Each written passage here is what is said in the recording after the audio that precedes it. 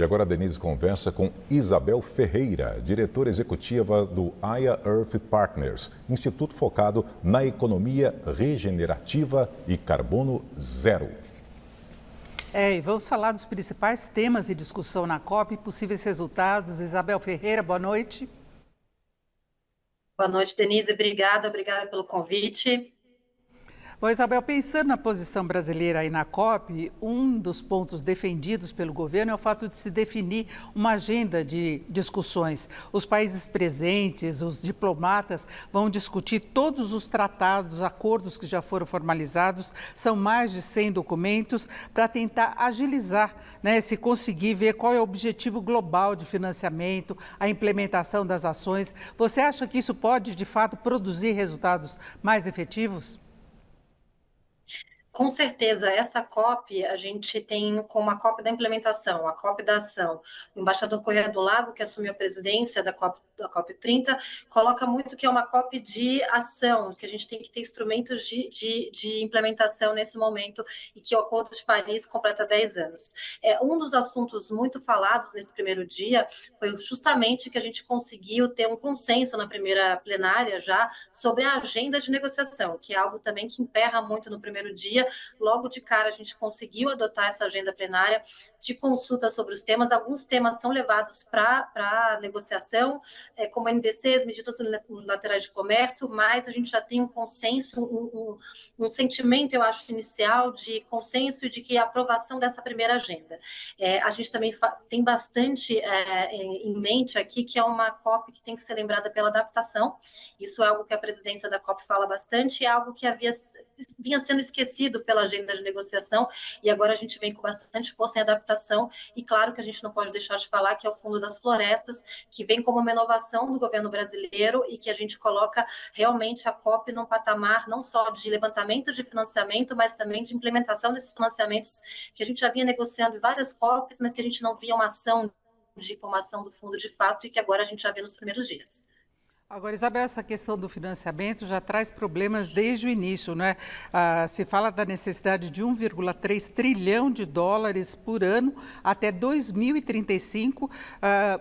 Pelo menos é essa a previsão para essas ações serem implementadas, e tem o fundo que o Brasil propôs em relação às florestas, mas a Alemanha, a Espanha, Reino Unido, além dos Estados Unidos, disseram que não vão contribuir nesta COP, que há divergências, que há preocupação com relação ao resultado mais efetivo. Como é que você vê essa questão de financiamento especificamente? Financiamento, Denise, sempre foi o nosso grande ponto. A gente tem grandes negociações sobre ações que a gente pode ter resultado, a gente tem grandes negociações sobre os grandes problemas, mas de fato a gente precisa colocar.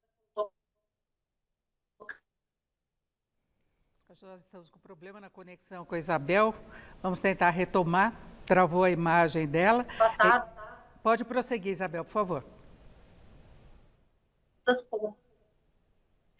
Foi colocado que a gente pudesse ter uma transformação, mas um recado que o embaixador, que o presidente da COP dá, é que a gente tem que pensar não só dentro das negociações, a gente tem uma negociação entre países, é sempre bom lembrar que essas negociações dependem de política, as políticas atuais, como a gente vê do presidente Trump, da posição estadunidense, então que a gente pense também em financiamentos fora do acordo, fora dessa negociação que a gente vê dentro da Blue Zone. Então, a gente traz hoje o TFFF, que é o Fundo de Florestas Tropicais, que é uma construção brasileira como uma alternativa fora desse âmbito de negociação, em que a gente traz um mecanismo realmente de recompensa financeira via fundo de investimento global para conservação economicamente vantajosa da floresta. Então, são inovações como essas que a gente tem que tratar, que a gente sai realmente da agenda travada de negociação de alguns países para levantar dinheiro em fundos internacionais para que a gente possa ter realmente as ações implementadas. O TFFF é sempre bom lembrar que é uma iniciativa brasileira,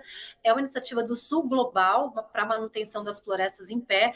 Hoje a gente tem, só com as florestas tropicais no mundo, 90% das florestas florestas tropicais estão no sul global, então é bem importante que a gente tenha esse alinhamento, e a gente tem, por mais que a gente tenha as notícias negativas de que não houve o aporte já esperado, por exemplo, do Reino Unido, a gente teve aportes muito importantes, como o da Noruega, de 3 bi para o fundo, 1 bi do governo brasileiro, a gente teve também a França colocando recurso, a Alemanha que está em negociação, e há um grande otimismo de que a gente volte às negociações com o Reino Unido e que outros países também invistam nesse fundo, que é um fundo muito diferenciado daquilo que a gente já vem vendo em outros fundos, como o fundo Amazônia. Agora, o AIA atua muito em projetos de economia regenerativa, de carbono zero. Você acha que a iniciativa privada pode colaborar nesse sentido, além das contribuições que necessariamente têm de ser dadas pelos países? Denise, você colocou um ponto super importante, que não só podem como devem, né? A gente vê realmente que os fluxos das empresas privadas, o tamanho das empresas privadas, eles chegam a ser comparados com fluxos e tamanhos de países, né? Então, se você pega multinacionais com grande impacto negativo no clima, elas também podem reverter esse impacto com ações de impacto positivo socioambiental, seja por economia circular, com fixação de carbono em solo e em florestas. A iniciativa privada é um grande motor dessa transformação.